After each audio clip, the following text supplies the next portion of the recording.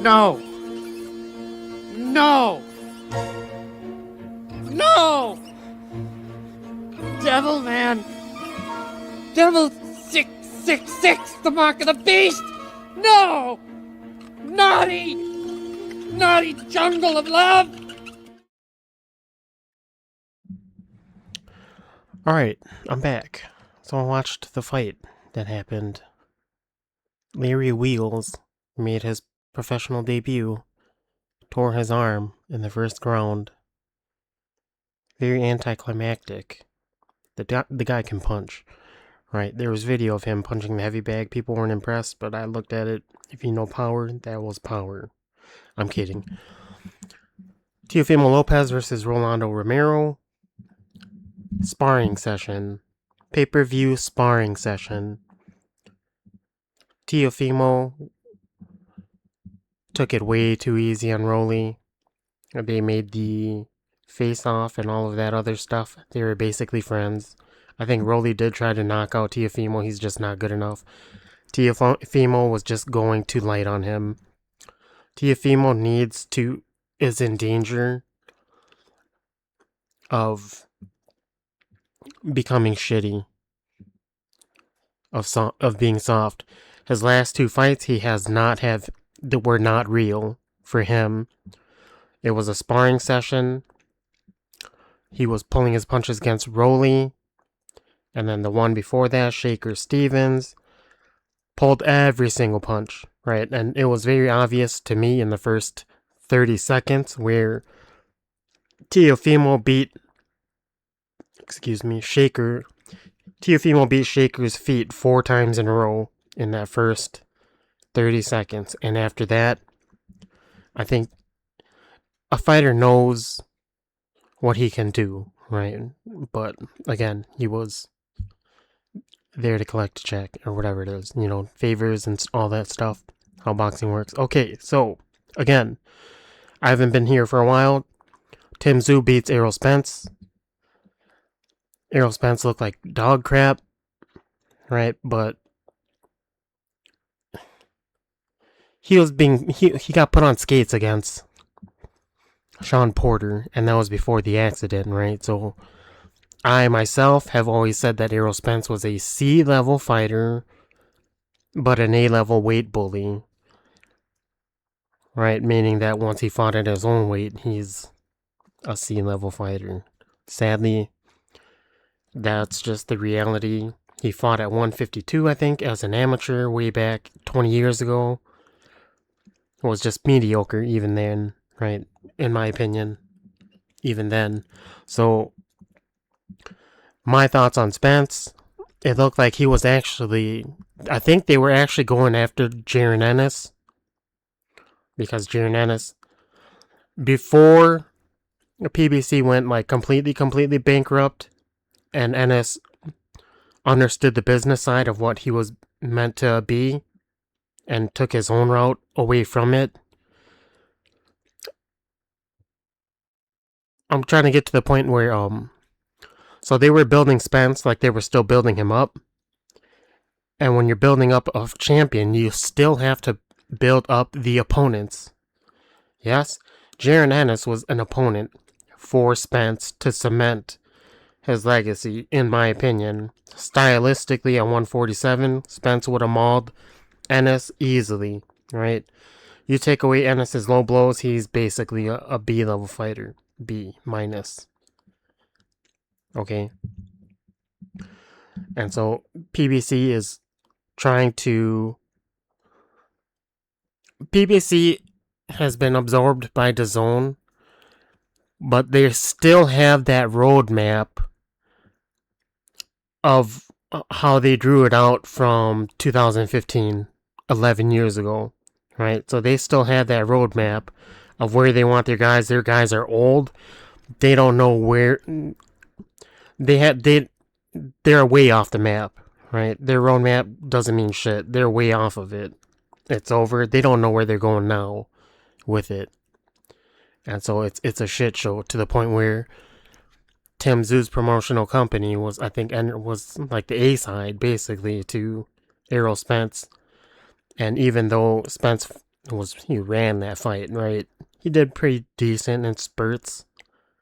He ran, but my scorecard was 118 also, so Tszyu won 10 out of the 12 rounds based on just hitting Errol Spence and Errol Spence getting the shivers every time he got touched, right? So we are going to the main point of this video after 5 minutes.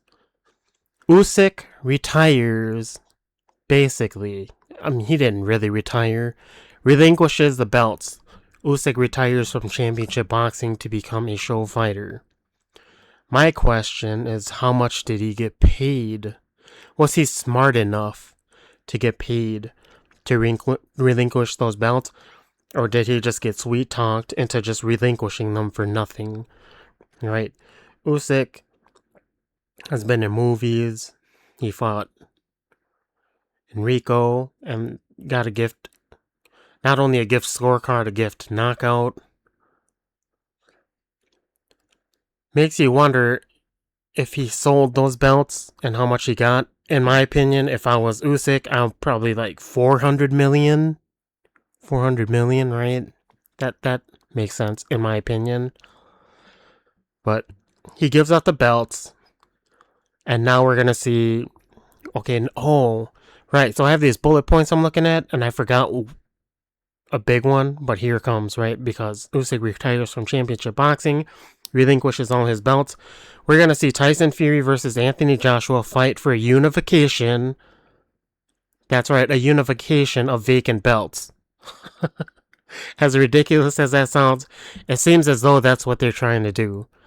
Right? Fury was washed. I watched him fight Arslan back, and he lost that fight. He lost that fight, in my opinion. Arslan back was the only one hitting with anything meaningful. Tyson Fury, they say the last thing to go is power. Tyson Fury's power was not there. My personal saying was the last thing that goes is skill. And Tyson Fury has not shown any skills since then, right? So he didn't have any power and any skill against Arslan back. And then he fought Marius Wach. Marius Wach is a name that hasn't been even mentioned for literally 20 years, I think. Literally 20 years. The only guy who mentioned his name one time in the last 20 years was Nordic Warrior. He's the only guy who brought up that name, Marius Wach, right? Until Fury fought him. And apparently he lost that one too. I didn't watch that one. I didn't even know what happened. Going to Anthony Joshua. Anthony Joshua fought some bum. The bum knocked him out. Basically knocked him out before he decided, you know what? This is not what I'm here for. I want to get paid extra or whatever. I'm just going to not even throw punches anymore. Anthony Joshua walks right through him, right? This was something that I said, I don't remember when I think Big Bang Zhang knocked out Wilder. And everybody laughed and they were so happy. Oh my god, they were so happy that Wilder... Fuck, hold on.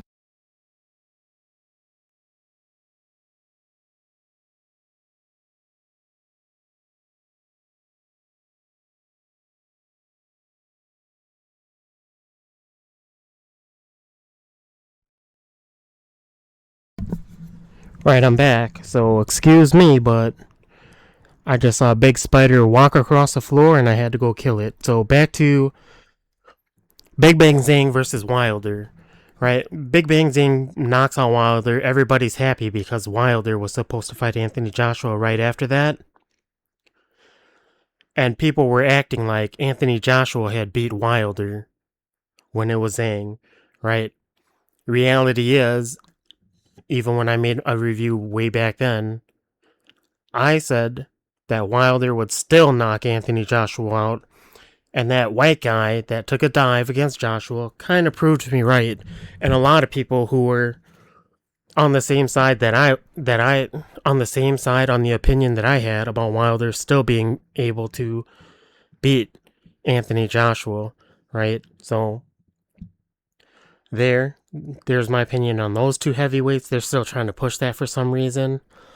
And then the big one on the screen, Enrique Itauma. Alright, so Usyk retires from championship boxing and relinquishes his belts. And the first thing that happens with Hrgovic and Enrique, right? Enrico. The first thing that happens is they were already promoting it, and you know both guys were buddy. All of a sudden, Usyk relinquishes the belt. Now it's for a belt, and the reaction of Filip Hrgovic was like the most angriest guy ever, right? It looked like he had flipped the switch from, okay, I'm gonna take a dive, to wait, now this is for a championship fight. This is not what I was promised, or whatever it was the deal was, and I want a new deal before I knock your boy out, or at least try to hurt him. And that was the feeling that I got from their promotional stint after Usyk had released all of the belts, right? Was that he was happy taking a dive, and then now the situation changed.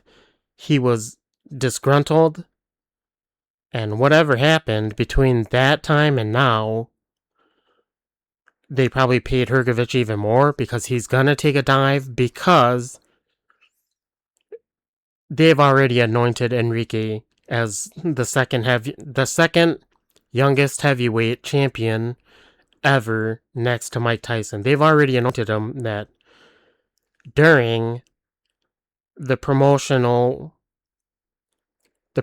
trailer to their quote fight. It's going to just be a showcase right before Teofimo Lopez fought Rolly Romero.